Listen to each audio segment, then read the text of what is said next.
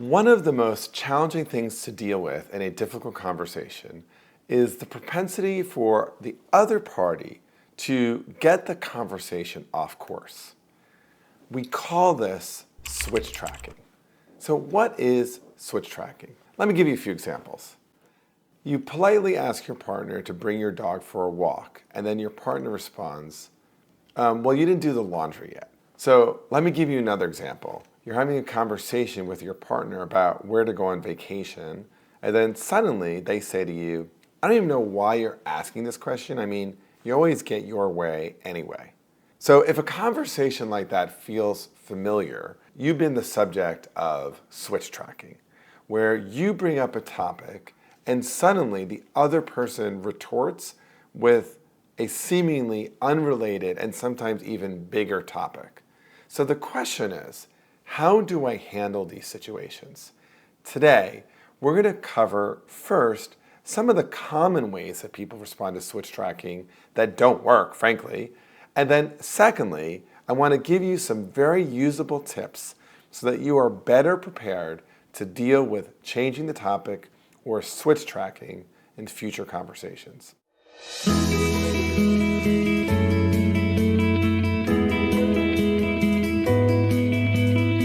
I'm Bob Bordone. I'm a senior fellow at Harvard Law School.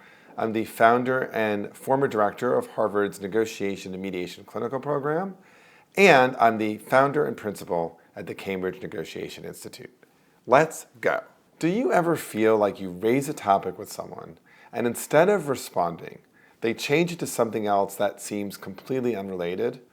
If so, drop that story or example in the comment and share a strategy that you've used to get them back on track. So let me start with 4 common ways that folks often use to handle switch tracking, but that frankly fail.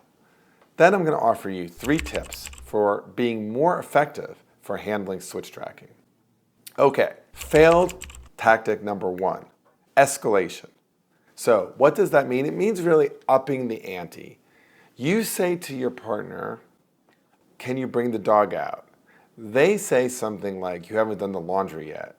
And then you say, well, you haven't cleaned the house in 3 months.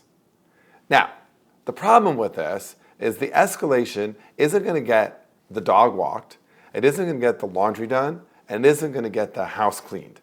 All it's really going to do is avoid having any of the conversations you need to have. The second strategy that folks use is they actually let themselves get sidetracked. So you say to your partner, hey, where do you want to go on vacation? And they say, why are you asking? Because you always get your way anyway. And then you respond, well, no, I don't always get my way.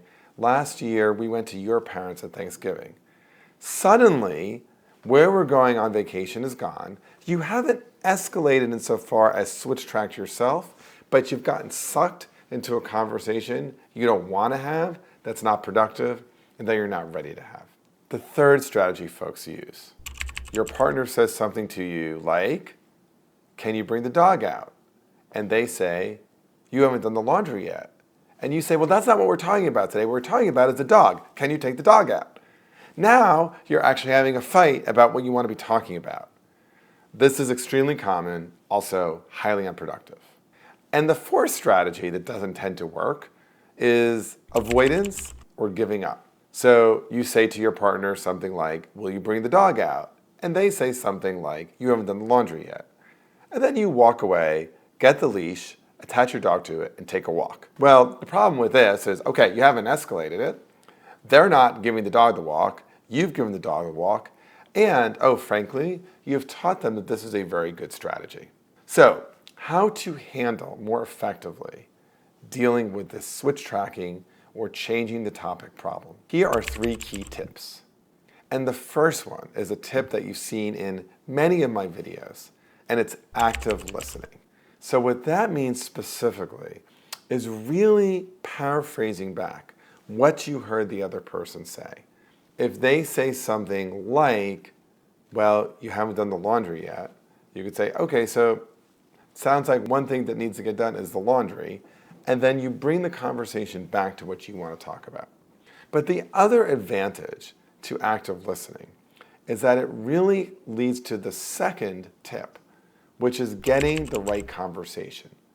Because if you listen well, what you will see is that typically the switch tracking is a sign of some deeper issues that might need to actually get discussed. So for example, if someone says, after you said, where do you want to go on vacation?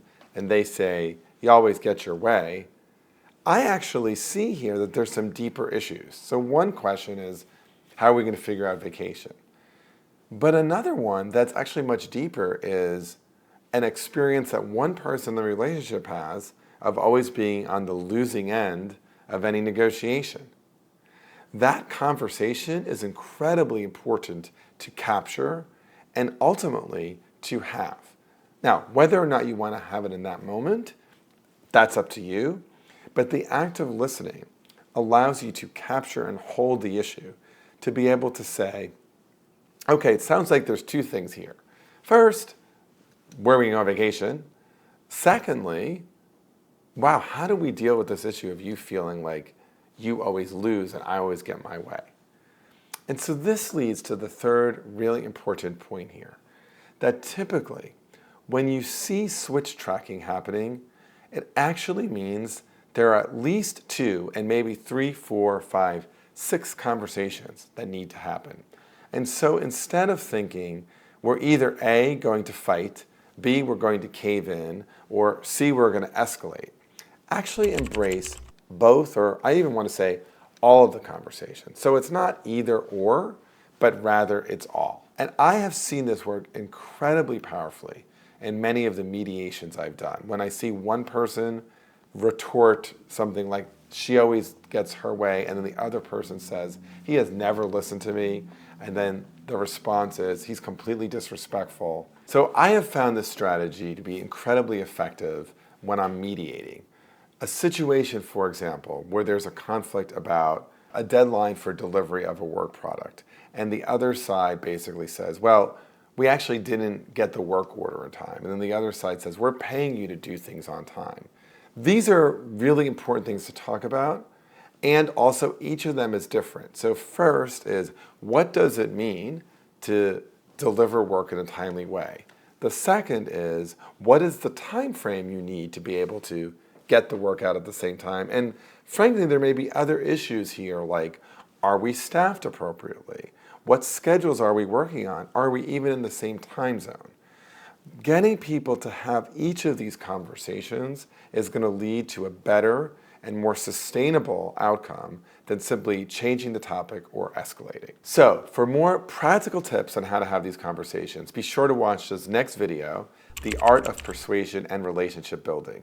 And in a slight effort to switch track here, before you leave, don't forget to subscribe to my channel, like this video, and ring the bell. Coming back to the original topic, it will help you have all of these conversations much more effectively. Okay, it's not difficult to keep watching. Click, click.